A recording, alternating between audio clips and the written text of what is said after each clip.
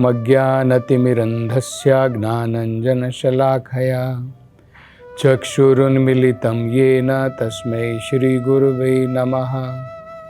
नमो ॐ विष्णुपदाय कृष्णप्रेष्ठाय भूतले श्रीमते भक्तिवेदांत स्वामिन् इति नामिने।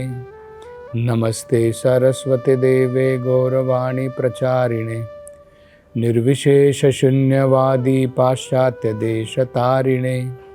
जय श्री कृष्ण चैतन्य प्रभु नित्यानंद श्री अद्वैत गदाधर श्रीवासदि गौरभक्तवृंद। हरे कृष्णा कृष्ण कृष्ण हरे हरे, हरे राम राम राम हरे हरे। हरे कृष्ण। तो आगे सुखदेव गोस्वामी जी बताते हैं, भरत महाराज ने 100 लाख सालों तक राज्य किया, मतलब लगभग 1 करोड़ साल उन्होंने पृथ्वी के ऊपर राज्य किया। उसके बाद में समय आने पर उन्होंने अपने पुत्रों में अपने राज्य को बांट दिया और स्वयं उन्होंने अपने राज्य का परित्याग करके अब वो हरिद्वार की तरफ चले गए। हरिद्वार में जहां पर पुलाह आश्रम है, वहां पर उन्होंने आश्रय लिया। पुलाह आश्रम के बारे में बताया जाता है कि बड़ा ही पवित्र स्थान है, जहां पर गंडकी नदी वहां पर बहती है, जिसमें बहुत सारे शालिग्राम शिला हम प्राप्त कर सकते हैं भगवान की उपासना करने के लिए। शालिग्राम शिला जो होती है, एक पत्थर की शिला होती है जो ज़्यादातर गंडकी नदी में ही पाई जाती है।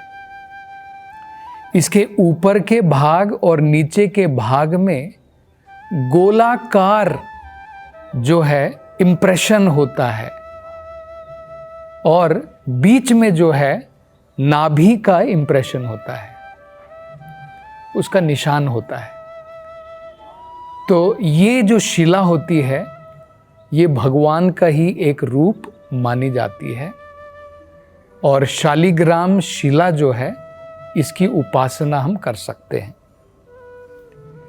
तो इस पवित्र स्थान पर वो क्या करते थे, दिन में 3 बार स्नान करते और भगवान को पानी, उसमें तुलसी पत्र और जो भी वहाँ पर जंगल में फल होते थे, फूल होते थे, कुछ पेड़ों की जड़ें होती थी, तो उनको भगवान को चढ़ा करके केवल उसी में वो अपना गुजारा करते थे। शरीर का मेंटेनेंस केवल जो जंगल में उपलब्ध होता था वो भगवान को चढ़ा करके अपना पेट भरते थे। तो इस विषय में ये समझना बहुत महत्वपूर्ण है कि महाराज भरत, उन्होंने जिस प्रकार से भगवान की उपासना की, धीरे धीरे उसके द्वारा उनका मन पूर्ण रूप से शुद्ध हो गया। जितनी भी उनकी भौतिक इच्छाएं थी, भौतिक वासनाएं थी, उनसे उनका मन पूर्ण रूप से शुद्ध हो गया। तो एक बड़ी महत्वपूर्ण सीख जो हम भरत महाराज से सीख सकते हैं कि जब तक हमारे मन में अनेकों प्रकार की भौतिक इच्छाएं रहेंगी, जब तक वासनाएं रहेंगी हमारा मन शांत नहीं होगा। लोग जो हैं मन की शांति चाहते हैं, लेकिन लोगों को ये रहस्य पता नहीं है कि किसी ना किसी प्रकार से अगर मन मेरा भौतिक इच्छाओं और भौतिक वासनाओं से परे हो जाए, शुद्ध हो जाए, तो मन जो है अपने आप शांत हो जाता है। और सबसे बढ़िया तरीका मन में ये जो इच्छाएं हैं, भौतिक वासनाएं हैं, इनको दूर करने का है भगवान की भक्ति में मन को और अपनी इंद्रियों को लगाना।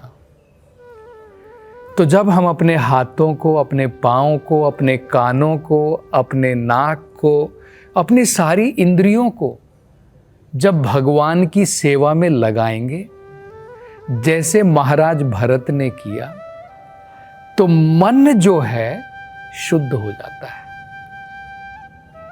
मन शुद्ध होने के बाद में अपने आप मन शांत हो जाता है। तो ये एक बड़ा महत्वपूर्ण हम इस प्रसंग में सीख सकते हैं। दूसरा, भगवान की भक्ति के लिए कोई बड़े बड़े योजना बनाने की, कोई बड़े प्रकार से हमें जो है तैयारी करने की कोई आवश्यकता नहीं है। भगवान की भक्ति एक गरीब से गरीब व्यक्ति भी कर सकता है। ऐसा नहीं है कि भगवान की भक्ति के लिए हमें बड़े बड़े यज्ञ करने पड़ेंगे, उसमें अनेकों प्रकार की सामग्रियां डालनी पड़ेंगी, घी डालना पड़ेगा, पुरोहित को बुलाना पड़ेगा, तभी जाकर के भगवान संतुष्ट होंगे। यहाँ पर हम देख रहे हैं महाराज भरत जब पहले वो अपने राज्य में थे, जब उनके पास में धन था और वो एक राजा के रूप में कार्य कर रहे थे, तब उन्होंने अपने राज्य के अंदर में यज्ञ करवाए पुरोहितों के द्वारा।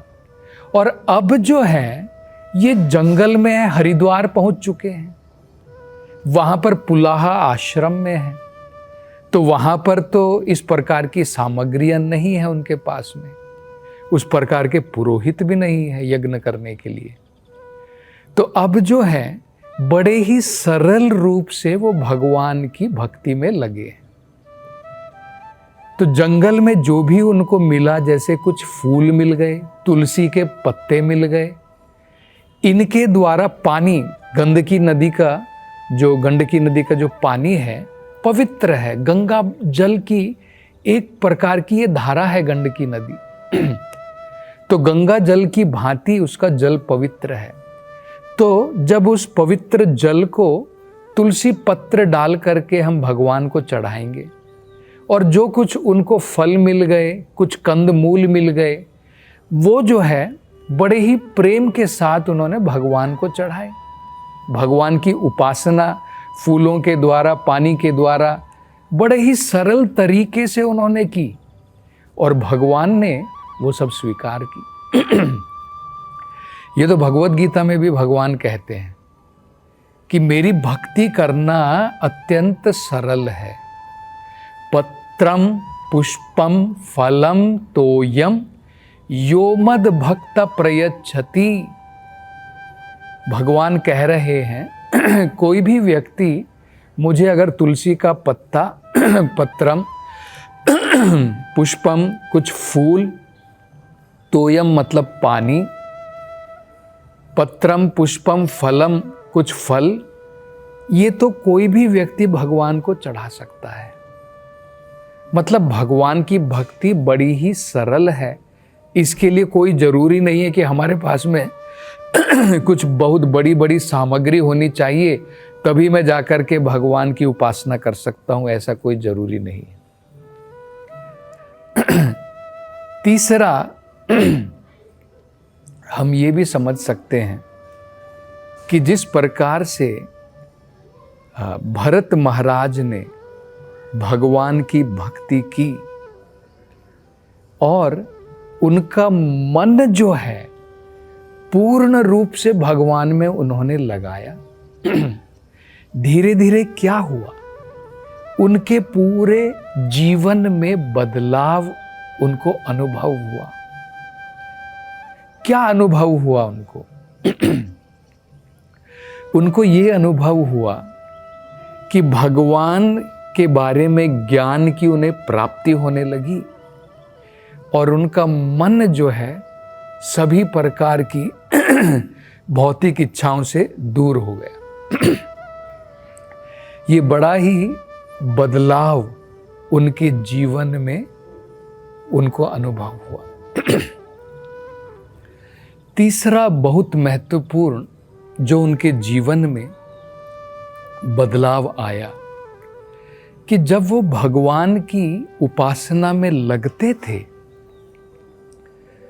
तो उनके शरीर में अनेकों प्रकार के आनंद के लक्षण प्रकट होने शुरू हुए। उनकी आंखों से लगातार अश्रुओं की धारा बहती थी। उनका मन गदगद हो जाता था भगवान की भक्ति में लग करके। उनके शरीर के रोंगटे बाल जो है आनंद के कारण खड़े हो जाते थे। तो जितने भी आनंद विभोर होने के लक्षण होते हैं वो उनके जीवन में प्रकट होने शुरू हुए।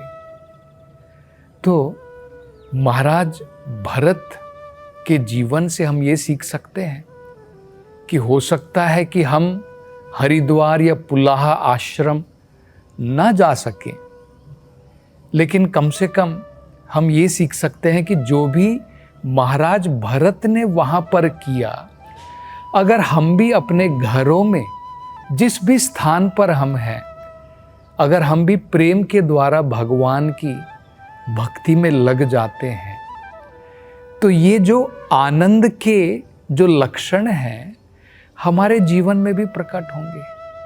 भौतिक आनंद में और आध्यात्मिक आनंद में बहुत अंतर होता है। भौतिक आनंद प्रारंभ होता है और उसका अंत हो जाता है, लेकिन आध्यात्मिक आनंद जो होता है वो हर एक पल बढ़ता जाता है। जैसे भरत महाराज जैसे जैसे उन्होंने भगवान की भक्ति और गाढ़े रूप से उन्होंने प्रारंभ की, उनका आनंद का केवल विस्तार होता गया। और आगे बताया है कि वो किस प्रकार से सवेरे स्नान करने के बाद में सूर्य देवता को पानी चढ़ा करके गंडकी नदी में सूर्य देव को पानी चढ़ा करके एक मंत्र का उच्चारण करते थे। उस मंत्र के अनुसार वो सूर्य देव जो सूर्य के अंदर में भगवान नारायण का अंश है, उसको सूर्य नारायण भी कहते हैं। भगवान नारायण उनका एक अंश के द्वारा भगवान जो है सूर्य के अंदर में भी प्रकट है। तो उनको संबोधित करते हुए वो कहते हैं कि भगवान आप शुद्ध सत्व गुण में हैं, आपके ऊपर इस भौतिक संसार के गुणों का कोई प्रभाव नहीं है। इस संसार में सब लोग रजोगुण, तमोगुण और सत्वगुण से प्रभावित होते हैं, लेकिन सबका मिश्रण होता है। सत्व गुण भी शुद्ध नहीं होता है, लेकिन भगवान जो हैं वो शुद्ध सत्व गुण की मूर्ति है। और वो कहते हैं कि सूर्य नारायण के रूप में आपके इस विस्तार के द्वारा आप सारे संसार को रोशनी प्रदान करते हैं और अपनी आध्यात्मिक शक्ति के द्वारा इस पूरे विश्व का निर्माण करते हैं। ये तो वैज्ञानिक लोग भी कहते हैं कि जितनी भी हम यहाँ पर ग्रह देखते हैं, जैसे पृथ्वी है, अन्य जो प्लैनेट है, ग्रह हैं, इन सब का निर्माण सूर्य के द्वारा बताया जाता है। तो ये जो सूर्य की रोशनी है, ये भगवान नारायण का जो विस्तार है, उनकी प्रभा के द्वारा ही है। और वो आगे कहते हैं कि भगवान केवल इतना ही नहीं कि आपने सृष्टि का निर्माण किया और ये सारे जितने भी ग्रह हैं जो सूर्य की रोशनी के द्वारा उज्ज्वलित होते हैं, ये सारा प्रकाश आपके द्वारा ही फैला है। और आप परमात्मा के रूप में इस भौतिक संसार के हर एक कण में आप विद्यमान होते हैं। तो सूर्य में भी भगवान का एक विस्तार है, जिसके द्वारा, उसकी प्रभा के द्वारा सृष्टि का निर्माण होता है। इस भौतिक, ये जो यूनिवर्स देख रहे हैं, ये जो ब्रह्मांड देख रहे हैं, इसका निर्माण जो है सूर्य की प्रभा के द्वारा होता है।